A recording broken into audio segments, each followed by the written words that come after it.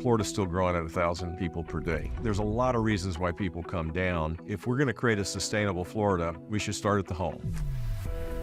When you buy a home in paradise, when you have a home that is built to code and you listen to what's coming your way and you are very proactive and you have a plan, you don't have to worry. From tropical storms to Cat 5 storms, Florida is, just by its geography, going to be a place where hurricanes come, and I thought it was really important to fortify the state. It was clear that if I ever had a chance to have an impact in terms of public policy, that I would support a really strong building code. We're now in our 4th generation of hurricane standards in Florida, and Hurricane Milton really proves that the best place to be in a hurricane is in a newly built home. You build to code with new construction, you can withstand hurricanes in Florida. I mean, we had Michael before I was governor, Panama City. You'd have new construction and old construction. Old construction would be obliterated. Right next to the new construction would be standing. You didn't even know there was a storm. If you had not known there was a storm and you just saw that building. So it does make a difference. The governor and I, as we walk the streets out there, every single disaster, he's like, there's something 20 feet off the ground that is 100% fine that experienced 18 foot of storm surge.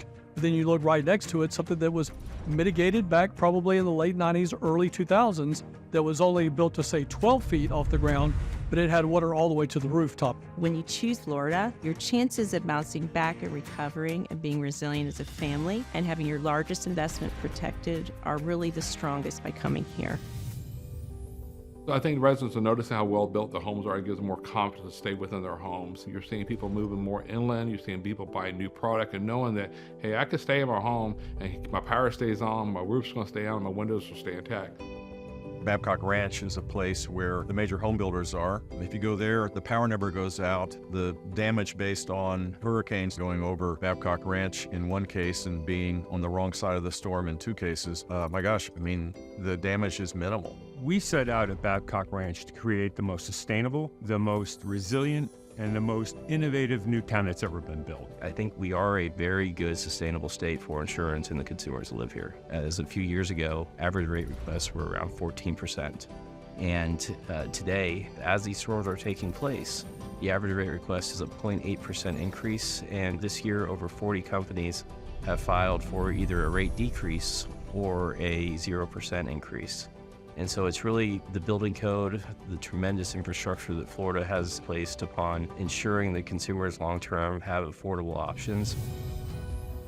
A lot of people live in homes of the 60s and 70s and 80s and 90s. We have to figure out a way to fortify those homes as well. So My Safe Florida was an idea that was hatched, I think, during my time as a governor. And the idea was to provide money to give people a chance to apply for an inspection, and then they get an estimation of what they need to do to make sure they tie down their roofs, have hurricane-proof windows, and all of this creates safer homes. The My Safe Florida Home program is a way to make your house more resilient. If all the windows and the doors are storm hardened, then it's harder for the winds to penetrate the house. I've talked to 6 different carriers where the participant in the program saw their rates drop anywhere from 37% to 52%.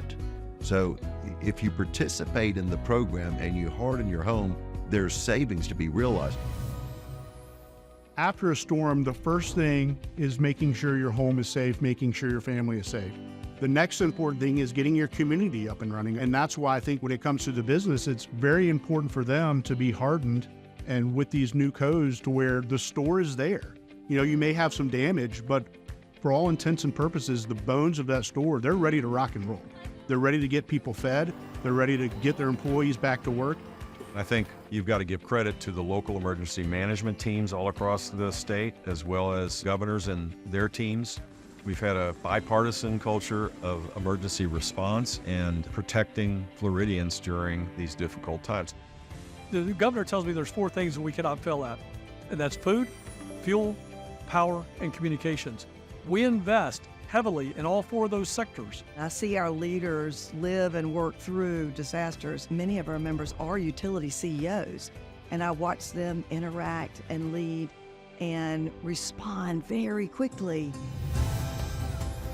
Plain and simple, the Florida Building Code works. I was excited where you saw how resilient the homes were simply because the building codes work.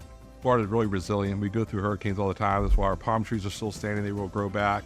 And Florida will continue to grow. I think ultimately we will have a system that is the envy of the world. You know, a lot of people ask me, they go, wow, and all your homes really did well. And I'd love to take credit for that, but I can't.